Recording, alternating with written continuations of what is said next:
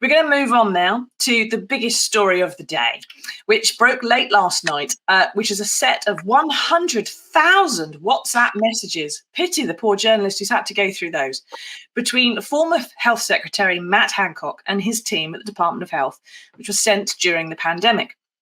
Now, because there's so many, they have by default cherry-picked a few to start off with. But the zingers that are causing a real ruckus this morning, there's one where an aide says the Chief Medical Officer, Chris Whitty, wants everyone going into care homes to be given a test first and segregated until they get the all clear. Presumably, that was to keep COVID away from the most vulnerable people. Yet, Hancock responds to that message saying he just wants to test those from going from hospital into care homes. So that means not everybody, not those from the community who were entering a care home. And of course, the community was where COVID was rife already at that point. So, Alison, between the date, this is the devastating fact, which not a lot of people are mentioning this morning, but between the date of Hancock's decision there and the date when the tests were finally brought in for everybody, those care homes recorded 17,000 deaths. That was a result of that text message, isn't it? It really is horrendous, really. I mean, and the worst of it, do you remember back then they spoke about, we're throwing a protective shield around the care homes? Nothing could have been further from the truth. And if you speak to people who are working in care homes during that period, they tell you that it was absolute chaos and they were getting no clear direction and that they had people dying around them and they just didn't feel they're able to protect those people. Now, it is important to mention, I think, that Matt Hancock's come out this morning on the offensive and said that these text messages aren't complete and that actually when he changed the advice from just saying we should test everybody to we should just test people coming from hospital, it's because somebody else had said to him, presumably not in the WhatsApp group, somebody else has said to him, this isn't manageable at the time. So it could be that, it's not quite as clear cut, but I think there is very little doubt that not enough was done at this time to safeguard these very, very vulnerable people. And the very idea that you have people wandering in to a care home, we had the most vulnerable people in our society, and no one was checking whether they had this killer disease, which it was at that point, is just unfathomable, let alone the fact that so much of this incredibly important policy seemed to be kind of like being conducted on a whim on a WhatsApp message. It's just extraordinary. It's astonishing, isn't it? And Mike says, how dumb was Matt Hancock to give damaging secret messages to the woman who leaked the David Cameron stuff about the pig?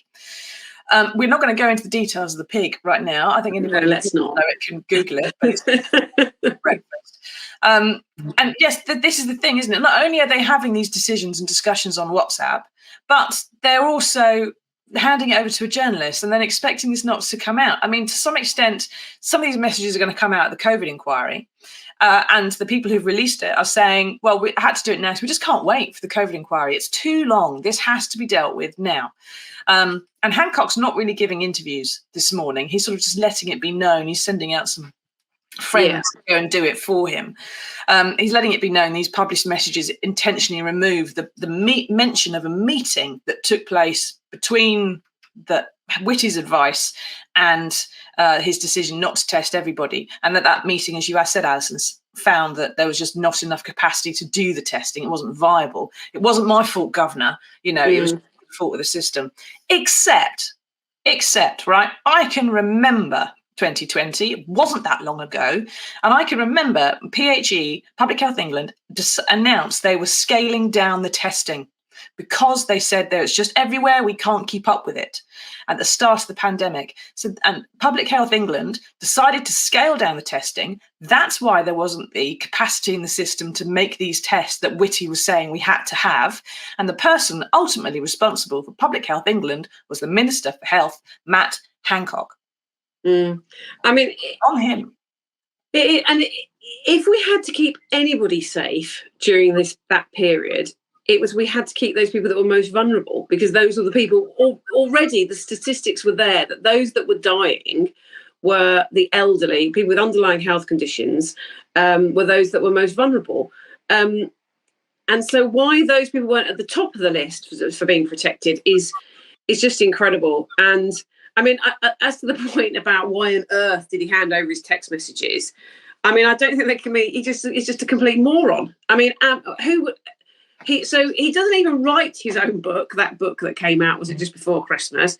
He just gets somebody else to write his book, and then pocketed the money for the serialization. And then just says, "Oh, look, here's a load of text messages. Write a book around that." Yeah. And then those text messages, they are in the public interest. And so the Telegraph, who got the scoop on this, has absolutely every reason to print them. Exactly. If only you'd written your own book, Matt Hancock. Yes, exactly. You silly fool. But one of the things that's in here, tell us what you think, everybody. How do you feel about seeing these messages? Do you think it's the right way to be doing it? Should we be waiting for the COVID inquiry? Or is the court of public opinion the best option that we've got to try and prosecute some of these wrongs, if there were wrongs? Do you think that Matt Hancock's getting a fair crack of the whip? Do you think that he's going to be really taking the heat for all this when perhaps it should be someone else? Leslie says it's no surprise there'll be more to come. After all, we're paying money for Boris Johnson's legal aid to hide what he did. What else have they hidden away? I don't think he's getting legal aid necessarily, Leslie, but he is getting some legal advice to fight the Partygate allegations, which is being funded by somebody, but it's not legal aid in the same way one of us might get it if we had a criminal case coming against us or something. He does have enough money to pay for that, no matter what he thinks.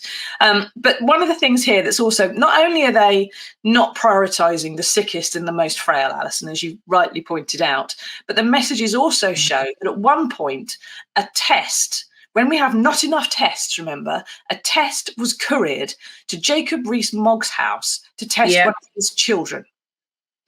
His children, who are not, presumably, as far as we know, have any vulnerabilities, not at great risk of COVID. No one wanted their children to have COVID, of course, at this point. But if you're in the government and you happen to know that there are people who really need the testing and don't have it, how on earth can they justify sending it to a house in Mayfair for a child?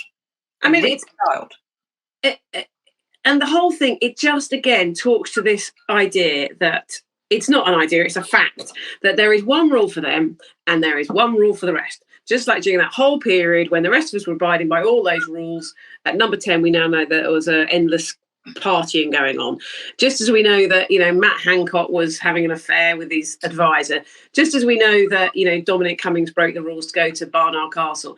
If it had been one incident, then you could perhaps find some kind of explanation for it. But it's a culture of those in power during that period and subsequently probably just felt they can do what they like, and the rest of us, the little people, have to stick by the rules. And the Jacob Rees-Mogg one is just a great example of that, but kind of depressingly unsurprising.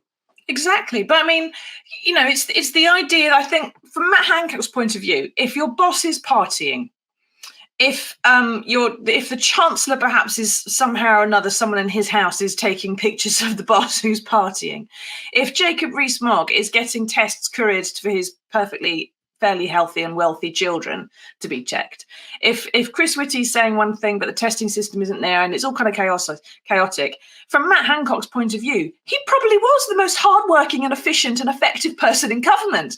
The problem is that means that it was Matt Hancock who was the most hardworking and effective person in government. The rest of them, like you say, was so appalling that the someone who would be in normal terms a pretty appalling minister appears to be the best. I just think, there's in those exchanges of text messages, there's some good ones.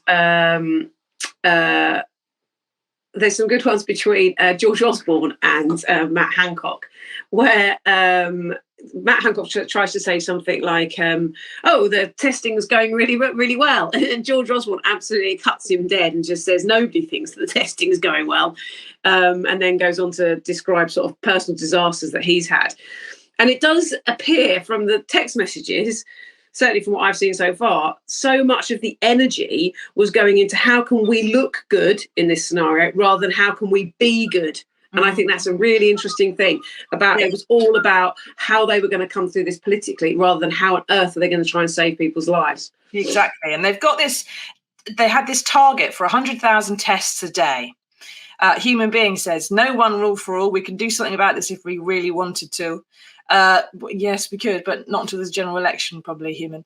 That they had this target for 100,000 tests, and that seems they wanted to hit it, and they wanted to say they'd done 100,000 tests. So it was a case of trying to give the tests to the people who were going to be easiest to do or to get to or to return them somehow. But also there's this sorry, so there's also this interesting thing about the accounting of the tests. It wasn't necessarily tests that had been completed, it was tests that they'd sent out. And so as they reached that deadline, they were frantically sending out tests because it would look like they'd hit the target. Whether they were actually sent out to people that were important or vulnerable or were going to even return them or even do them seemed to become a different issue. Exactly. And now we find ourselves as a nation with everyone's got a couple of old tests in the bottom of the kitchen drawer that no one knows what to do with anymore. Robert says, we're being treated like mugs and it needs to stop. The parties that went on that day, I sat with a lady who wanted her daughter with her to die. Her last words, they never helped me. I mean,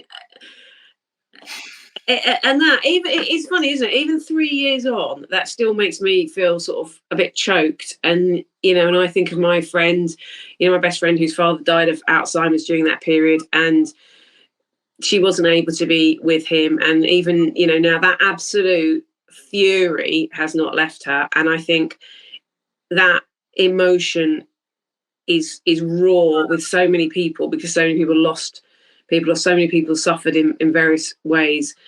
And again, a slight tragedy of that is the people who were most hardest hit, who were the elderly, the people with disabilities, the people from Black or minority ethnic groups who were adversely impacted, still still aren't being heard properly. This whole discussion is still taking place between the people with power. And I just think that's a tragedy, because if all those people who were really impacted by this had a louder voice, which is obviously what we tried to do at the Mirror, is we tried to get their voices heard more clearly, then I still think this would be sort of being treated as the absolute national scandal that it is. Exactly. And it's about Matt Hancock, and it's about the Telegraph who's leaked the story, got these messages, and it's about, whether it's the right thing to do and who said what to whom. But when it boils down to it, it's about people like your friend. It's about people like the Test Veterans Widow Shirley Denson, who died at home with COVID, had lots of her family around her, but could have had more people if it wasn't the fact that she tested positive. It's all these, and there must be millions of people who are bereaved who weren't able to say goodbye to someone as a result. And that kind of rage doesn't go away. And then you've got maybe 1 million people with long COVID, many of whom were infected in that very first wave when it was running wild. And seem to have got it really bad, and it's lasted long term. I just wonder whether the people who are in power, when they made these decisions, if they ever stopped to think about the person who was on the end of the decision, because there's nothing in these text messages that talk about, gosh, I hope the care homes are okay, or the effect of it. It's all about what's viable. It's about the theory. It's about the practicalities. It's about this, that, and the other. It's about how we make it look. At one point, we've got Matt Hancock messaging George Osborne, asking for a front page story to make it look good. Yes. And I'm sure that people do that sometimes, Alison. But a decent editor doesn't go, "Of course, mate. Just let me have a few words," which is what George Osborne did, not a journalist.